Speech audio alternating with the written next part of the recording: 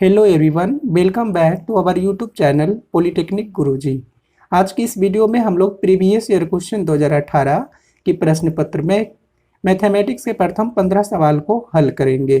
तो चलिए करते हैं शुरू।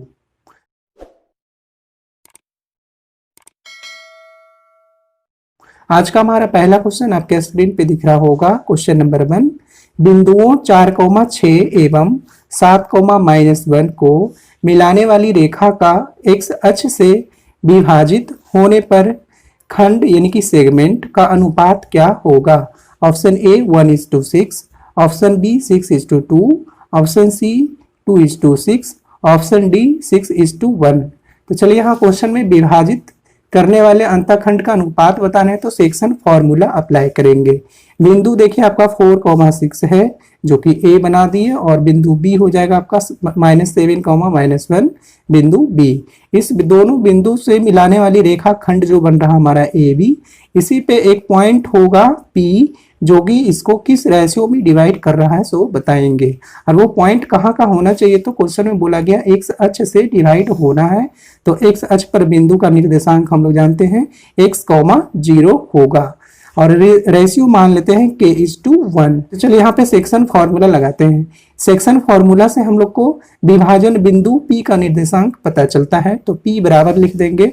और वो फॉर्मूला होता क्या है तो K को मल्टीप्लाई कर देंगे या x2 के साथ, तो K into x2 plus 1 into x1, और नीचे डिवाइड करके लिख देंगे दोनों रेशियो का सम यानी कि K+1, कॉमा ये x कोऑर्डिनेट हो गया। उसी टाइप से इधर से y कोऑर्डिनेट लिखेंगे K into y2 plus 1 into y1, और डिवाइड कर देंगे K+1 से।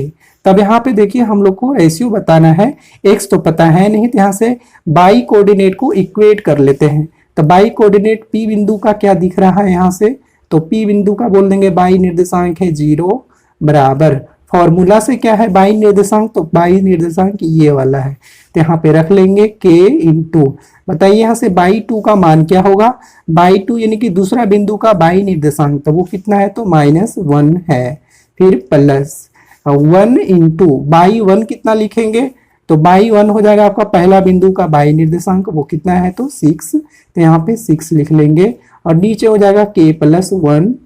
तो इसी को सॉल्व करेंगे, यहाँ से k का मान निकालेंगे, तो 0 k इंटू 1 मल्टीप्लाई कर लेंगे, क्रॉस मल्टीप्लाई कर रहे हैं, और बराबर हो जाएगा k को -1 से मल्टीप्लाई करेंगे तो -k प्लस, और 1 इंटू 6 तो 6, तो ये हो जाएगा आपका -k प्लस 6 इक्वल टू 0, 0 से मल्टीप्लाई किया 0, यहाँ से k का मान आ जाएगा, वो k का मान आ जाएगा आपका प्लस में 6। तो क्वेश्चन में बोला गया कि आप अनुपात बताइए कितना होगा। तो अनुपात हम लोग कितना मान लिए हैं तो k:1 मतलब k/1, k का मान आ गया 6 और नीचे लिखेंगे 1, तो रेशियो बोल देंगे इसका 6:1 अनुपात होगा। तो ऑप्शन डी हमारा करेक्ट आंसर है। क्वेश्चन नंबर 2, 6 सेंटीमीटर भुजा के एक घन से बृहत्तम गोला यानी कि स्फेयर काटा जाता है, तो उस गोले का आयतन बताइए कितना होगा। ऑप्शन दिया हुआ है आपका 36 पाई, ऑप्शन बी 27 पाई, ऑप्शन सी 24 पाई, ऑप्शन डी 18 पाई। तो हम लोग जानते हैं घन का प्रत्येक यानी कि फलक फेसेस जो होता है वो किस आकार का होता है तो वर्ग के आकार का होता है। तो हम लोग यहाँ पे पूरा घन ना बना करके सिर्फ उसका एक फेस बना दिए हैं घन का, और उसी घन से सबसे बड़ा से बड़ा गोला काटा गया है। तो इसका मतलब हुआ वो गोला जो होगा ये घन मतलब वर्ग का सभी भुजा को टच करते हुए जाएगा ये बड़ा सा गोला। इसी गोले का आयतन पूछा जा रहा है क्वेश्चन में। तो गोले का आयतन हम लोग जानते हैं 4/3 पाई r³ होता है। ध्यान से त्रिज्या पता करना पड़ेगा, वो त्रिज्या चलिए लिख रहे हैं r। तब फिगर को देख करके हम लोग बोल सकते हैं यहाँ से कि गोले का जो व्यास होगा, गोले का व्यास, तो गोले का व्यास देखिए फिगर में क्या है, तो गोले का व्यास हो जाएगा ये पूरा, और ये पूरा क्या है तो वर्ग का भुजा बोल सकते हैं, बराबर में बोल देंगे वर्ग का भुजा, और वर्ग का भुजा यानी कि घन का भुजा वो कितना दिया हुआ है तो 6 सेंटीमीटर। गोला का व्यास हो जाएगा 2 गुना त्रिज्या, यहाँ से r इक्वल टू बोल देंगे कितना 3। तो क्वेश्चन में आपसे पूछा गया है इस गोले का आयतन बताइए, गोले का आयतन, तो गोले का आयतन का फॉर्मूला लिख लेंगे 4/3 पाई r³, r का मान रखेंगे, r यहाँ पे कितना मिल गया हम लोग को 3, तो 4/3 पाई r का क्यूबिक है तो यहाँ पे 3 बार r 3 लिख लेंगे, 1 3 काट देंगे तो आ जाएगा 9 जग 36 पाई, यानी कि ये आ जाएगा 36 पाई आ जाएगा हमारा आयतन। तो ऑप्शन ए हमारा करेक्ट आंसर होगा। क्वेश्चन नंबर 3 आपसे पूछा जा रहा है ए प्लस बी का whole cube plus A minus B का whole cube plus 6a into A square minus B square का मान बताइए क्या होगा।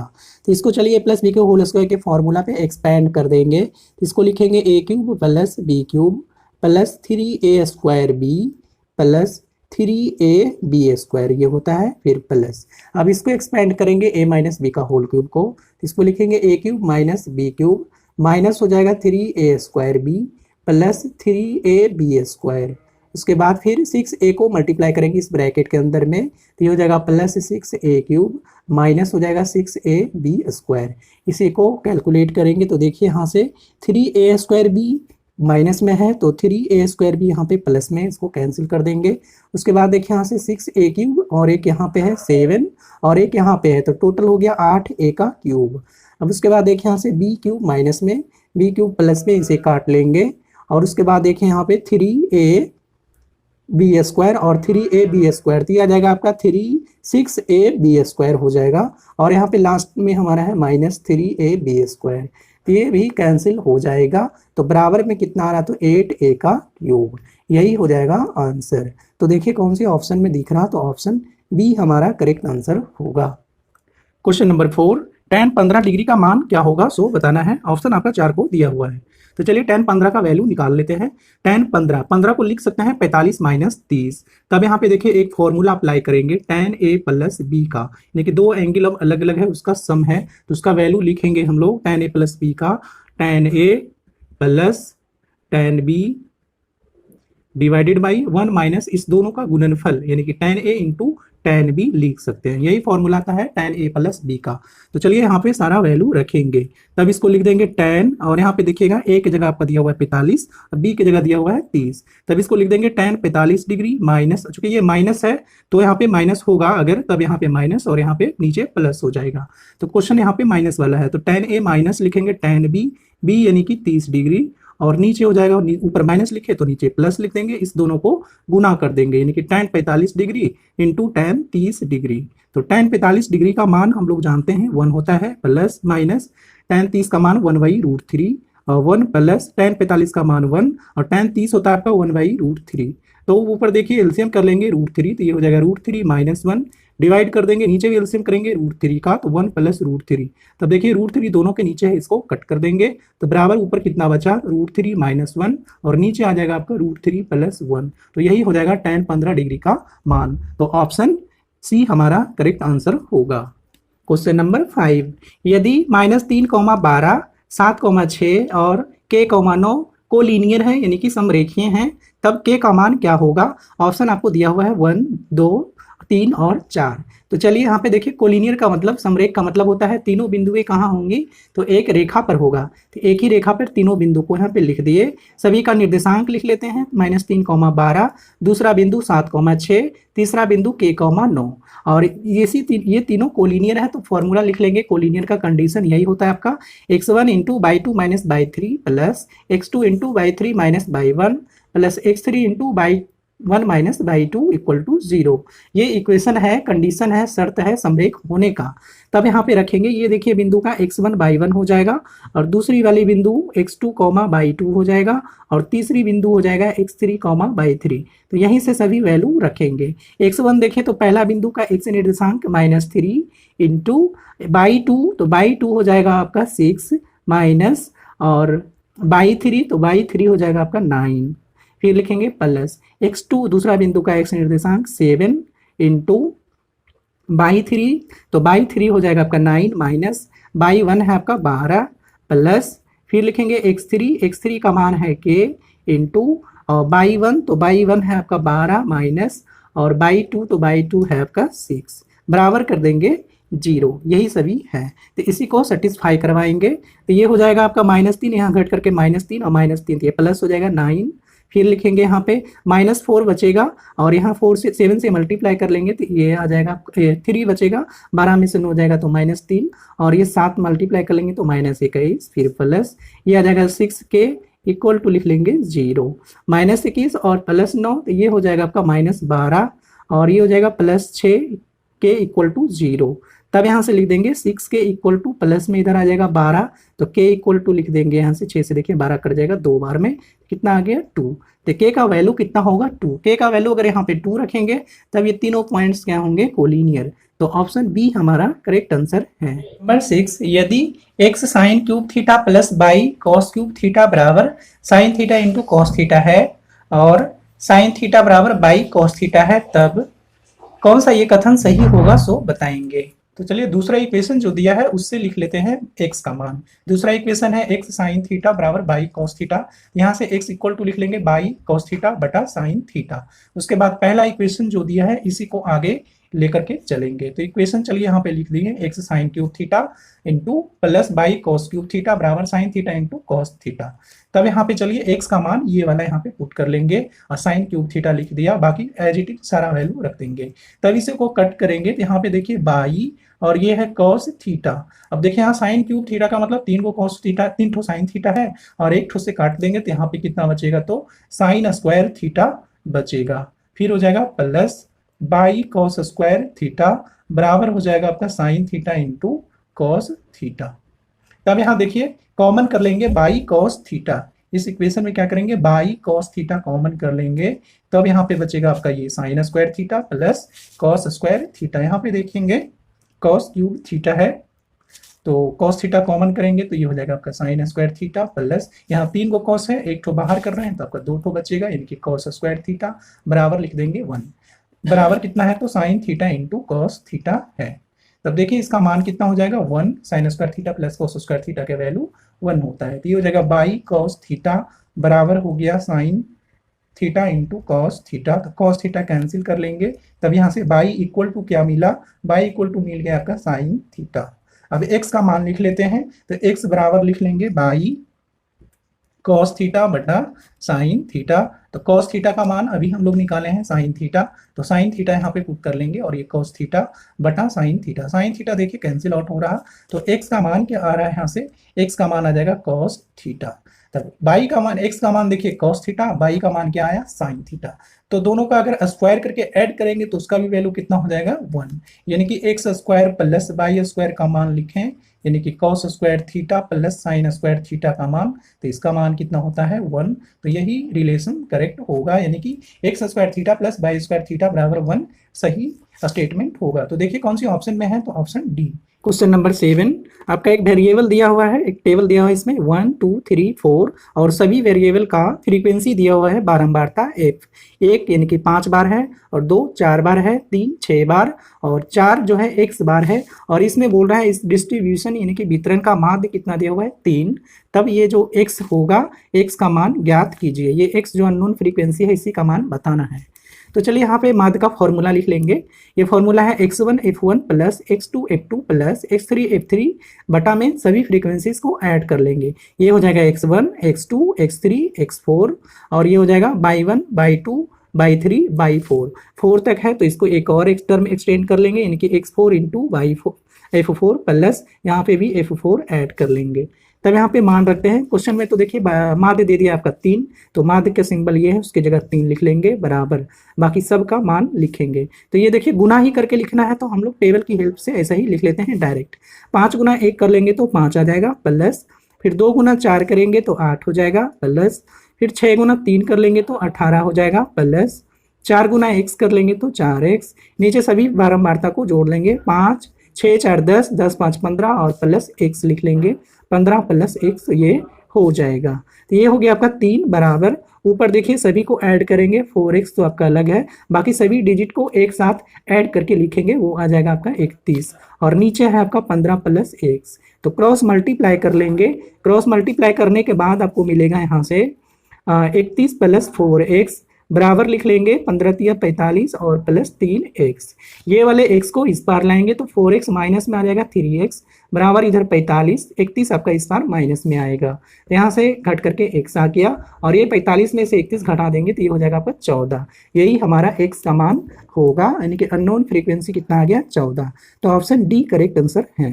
क्वेश्चन नंबर 8, एक ही आधार और एक ही समांतर रेखाओं के बीच एक त्रिभुज और एक समचतुर्भुज बनाए जाते हैं, तब त्रिभुज एवं समचतुर्भुज के क्षेत्रफल का क्या अनुपात होगा?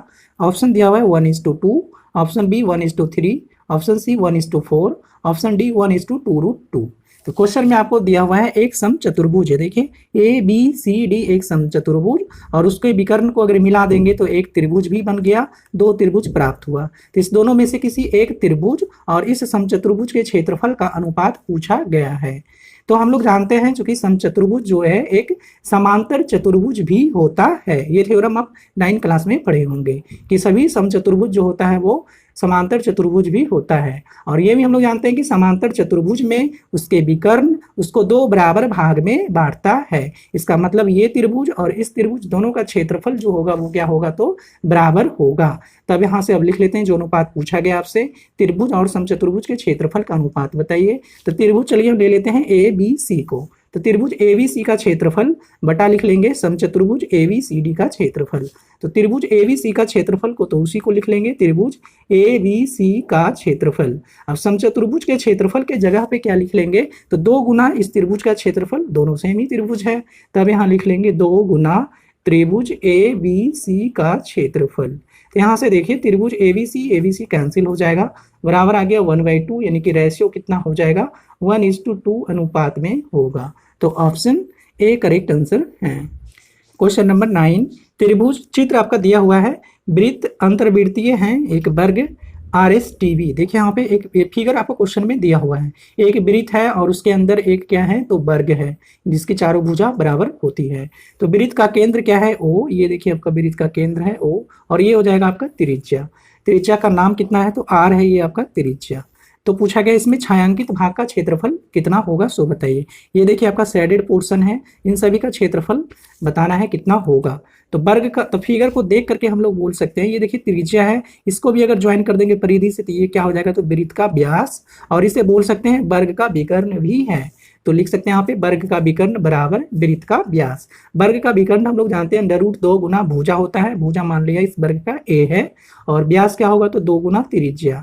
तब यहाँ से A बराबर लिख लेंगे 2R/√2। R का मान देखिए क्वेश्चन में आपको गिवन है और वो R ही लिख रहा है, तो चलिए R के टर्म में ही देंगे ऑप्शन, कोई दिक्कत नहीं है। तो क्वेश्चन में पूछा गया आपसे छायांकित भाग का क्षेत्रफल बताइए, तो यहाँ लिख लेंगे छायांकित भाग का क्षेत्रफल। तो छायांकित भाग का क्षेत्रफल बोलिए कैसे लिखेंगे? तो छायांकित भाग का क्षेत्रफल लिख देंगे इस पूरा वृत्त का क्षेत्रफल माइनस कर देंगे इस वर्ग का क्षेत्रफल को, यानी कि वृत्त का क्षेत्रफल माइनस लिख लेंगे वर्ग का क्षेत्रफल। और वृत्त का क्षेत्रफल क्या होता है? तो भुजा का स्क्वायर। वृत्त का क्षेत्रफल होता है आपका πr², और माइनस वर्ग का क्षेत्रफल भुजा का स्क्वायर, भुजा आपका है 2r/√2, उसका स्क्वायर कर लेंगे। तो ये हो जाएगा आपका πr², इधर स्क्वायर करेंगे 2 का स्क्वायर 4r² और √2 का स्क्वायर करेंगे तो 2, ये भी देखिए 4 कट रहा। तब यहाँ से r² अगर कॉमन कर लें तो बचेगा यहाँ से आपका पाई, और यहाँ पे क्या बचेगा? तो माइनस में 2 बचेगा। यही हो जाएगा छायांकित भाग का क्षेत्रफल। तो कौन सी ऑप्शन मैच कर रहा? तो वो ऑप्शन आपका है ए। क्वेश्चन नंबर 10, यदि 7 sin² theta plus 3 cos² theta बराबर 4, तो sec theta plus cosec theta का मान बताइए क्या होगा? ऑप्शन आपका डिजिट में दिया हुआ है। तो चलिए इस इक्वेशन जो दिया है पहला उसको सोल्व करते हैं। 3 sin² theta plus 7 sin² theta plus 3 cos² theta बराबर 4। तो इसको एक जाति में चेंज कर लेते हैं पूरी साइन में। तो 3 cos² थीटा को लिख सकते हैं 1 माइनस sin² थीटा, और बराबर कर लेंगे कितना है? 4। इस 3 को अंदर कर लेंगे तो 7 sin² थीटा, और प्लस लिख लेंगे 3 माइनस 3 sin² थीटा बराबर कितना लिखेंगे? 4। तभी आ जाएगा कितना? 4 sin² थीटा बराबर 4। इस 3 को इस बार लाएंगे माइनस में आ जाएगा और वो होगा 1। तो साइन थीटा बराबर लिख लेंगे, हाँ sorry sin² theta, sin² theta बराबर लिख लेंगे 1/4। तब साइन थीटा इक्वल टू क्या लिखवाएंगे? साइन थीटा इक्वल टू लिख देंगे √1/4। 1/1 का स्क्वायर रूट 1 और 4 का हो जाएगा 2। तब बताइए साइन में कितना का मान होता है आपका? 1/2। साइन में होता है आपका साइन 30 डिग्री का मान, साइन 30 डिग्री का मान 1/2। साइन से साइन कैंसिल हो जाएगा, तो यहाँ से बताइए थीटा कितना प्राप्त हुआ? तो थीटा प्राप्त हो गया 30 डिग्री। तब क्वेश्चन में आपसे पूछा गया sine sec theta plus cosec theta का मान बताइए कितना होगा। तो सेक थीटा होता है, तो सेक थीटा, तो थीटा यहाँ पे हम लोग निकाल दिए हैं 30 डिग्री, तो सेक 30 डिग्री प्लस लिख ले लेंगे कोसेक 30 डिग्री। सेक 30 डिग्री कोस 30 का उल्टा हो जाएगा और इसका मान कितना लिखेंगे तो ये हो जाएगा 2/√3 प्लस कोसेक 30 का मान हो जाएगा आपका 2। तो यही हो जाएगा आंसर। तो देखिए कौन सी ऑप्शन में है, तो ऑप्शन ए। तो नंबर 11 आंकड़ा दिया हुआ आपका 2, 4, 6, 8, 10, इसका वेरिएंस बताना है। वेरिएंस को ही बोलते हैं प्रासरण। तो प्रसारण निकालने के लिए सबसे पहले माध्य निकाल लेंगे ये सभी आंकड़ा का। तो माध्य निकाल लेंगे। माध्य क्या होता है, तो आंकड़ा का योग बटे आंकड़ों की संख्या, यानी कि सभी डिजिट को ऐड कर लेंगे। और ये कितनी संख्या में है, तो 1, 2, 3, 4, 5, 5 से डिवाइड कर लेंगे, ऐड करके आएगा 30 और ये है 5, 5 से 30 कट जाएगा 6 बार, यानी कि मीन कितना आ गया, तो 6। अब सभी संख्या से उस माध्य को घटा करके उसका वर्ग का योगफल निकालेंगे। सिग्मा का मतलब क्या होता है, योगफल। तब यहाँ देखिए पहली संख्या कितना है, 2, तो 2 में से माध्य 6 को घटाएंगे उसका स्क्वायर प्लस 4 माइनस 6 का होल स्क्वायर। फिर 6 है तीसरी संख्या, तो 6 माइनस 6 का होल स्क्वायर प्लस 8 माइनस 6 का होल स्क्वायर प्लस 10 माइनस 6 का होल स्क्वायर। तो यहाँ जाएगा आपका -6 माइनस 4 का स्क्वायर हो जाएगा 16 प्लस, फिर ये -2 का स्क्वायर हो जाएगा 4 प्लस 0 को छोड़ देते हैं, 2 का स्क्वायर हो जाएगा 4, फिर प्लस 4 का स्क्वायर 16, 16 4 20, 16 4 20, यानी कि ये योगफल कितना आ गया, तो 40 आ गया। तो क्वेश्चन में पूछा गया आपसे वेरिएंस बताइए। अब वेरिएंस को हम लोग सिग्मा स्क्वायर से लिखते हैं। इसका देखिए फॉर्मूला होता है सिग्मा x i माइनस माध्य के अंतर का होल स्क्वायर बटा होता है संख्या, टोटल कितना है। तब यहां से देख लीजिए, इसको रख लेंगे, इसका योगफल हम लोग ऊपर यहाँ पे कैलकुलेट कर लेंगे, कितना आ गया 40। और ये कितनी संख्या का निकाल रहे हैं, तो टोटल 5 है, तो 5 से भागा कर देंगे और ये कट करके कितना आएगा 8। तो यही हो जाएगा 8 हो जाएगा इसका प्रासरण यानी कि वेरिएंस। तो ऑप्शन सी।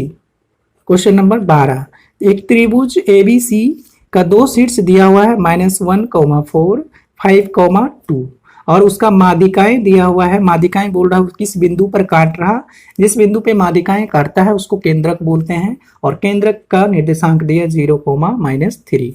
तो पूछा गया उस त्रिभुज का तीसरी शीर्ष क्या होगा। तो चलिए यहाँ पे फिगर में लिख लिए -1, 4, 5, 2 और तीसरा का बताना है, तो उसको x, y मान लिए और इसका केंद्र दिया हुआ है केंद्रक का 0, -3।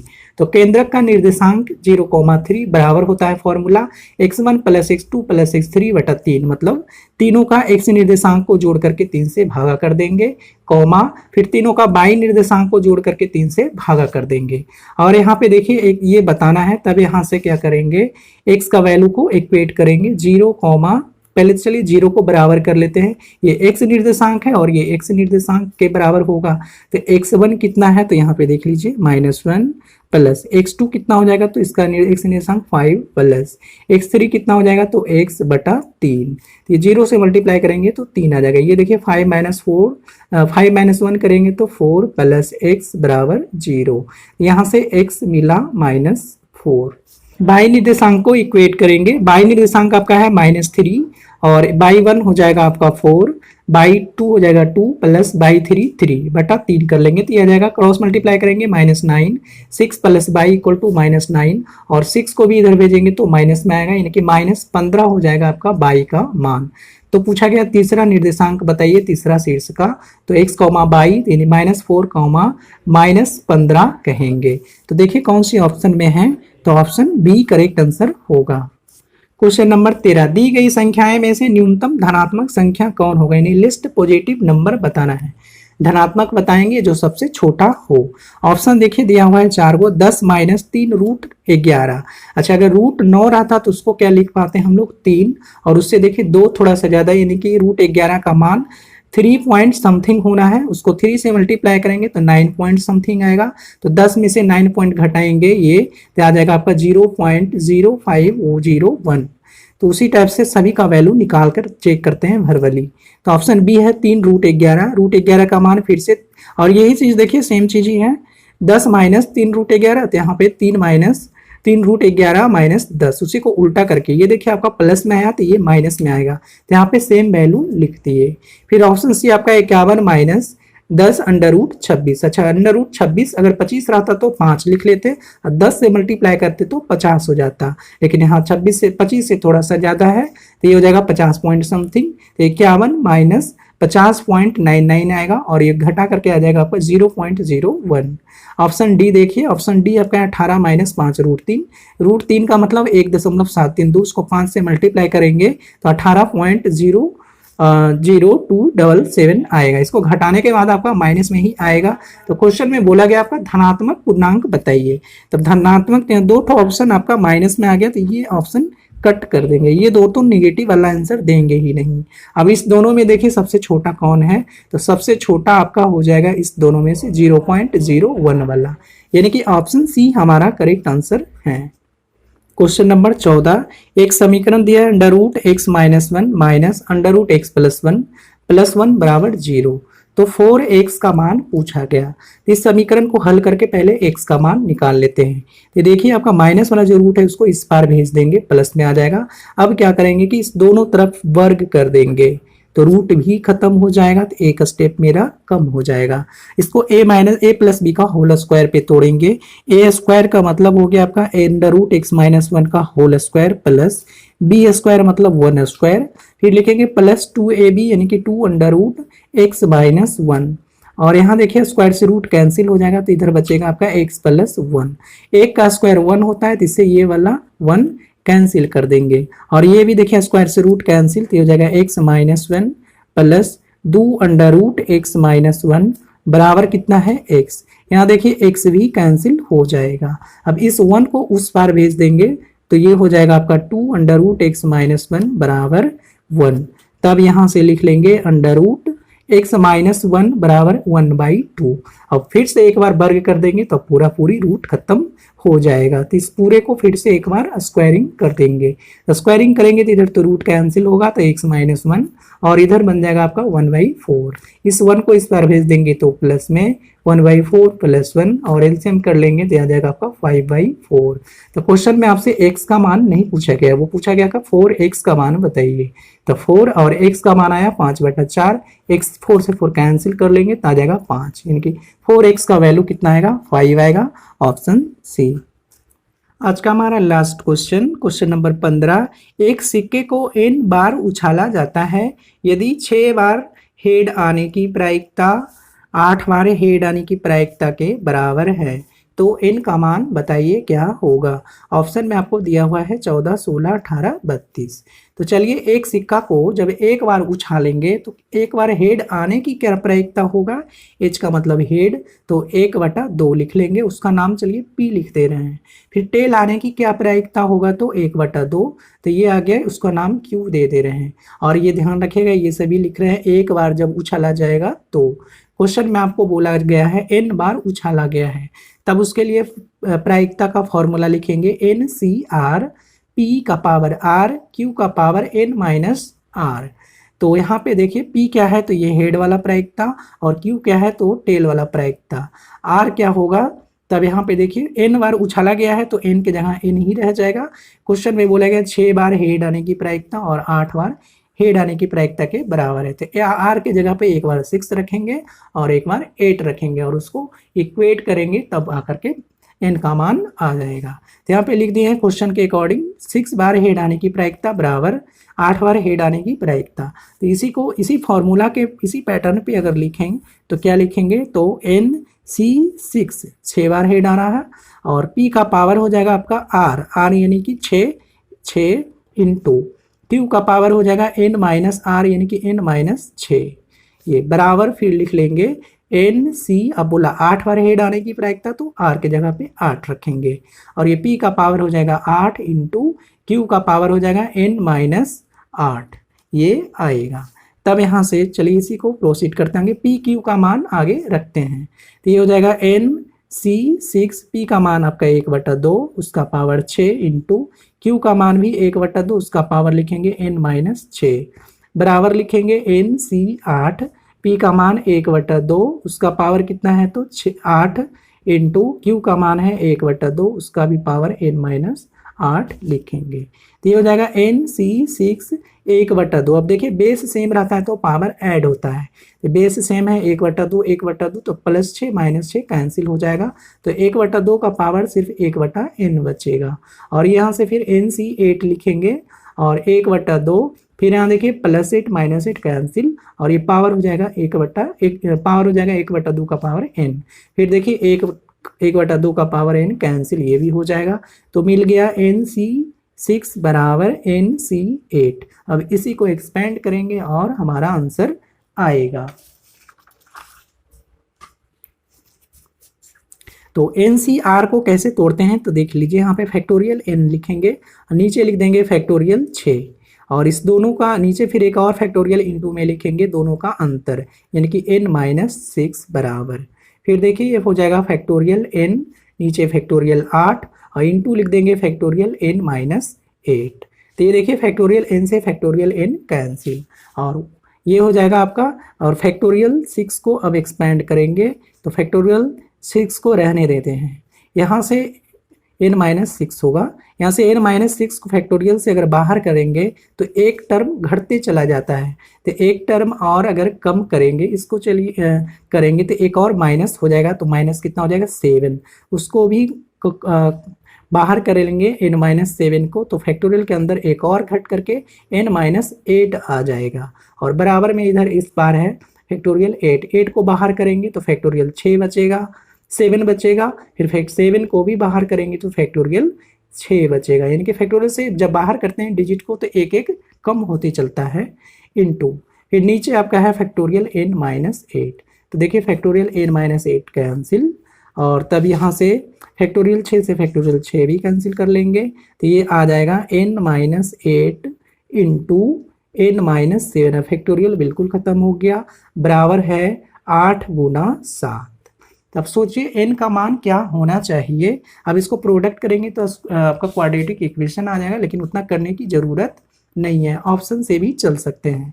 तो ऑप्शन में देखिए आपको दिया हुआ है ए में 14, अगर ऑप्शन ए में देखिए 14 दिया हुआ है, 14 में से 6 घटा देंगे तो ये आ जाएगा आपका 8, और 14 में से 7 घटाएंगे तो कितना आएगा 7 आएगा। इसका मतलब हुआ कि इस इक्वेशन को कौन सेटिस्फाई कर रहा है, तो 14। तो इसीलिए इसका आंसर क्या हो जाएगा, n के जगह n का मान, तो n का मान होना चाहिए 14, ऑप्शन ए।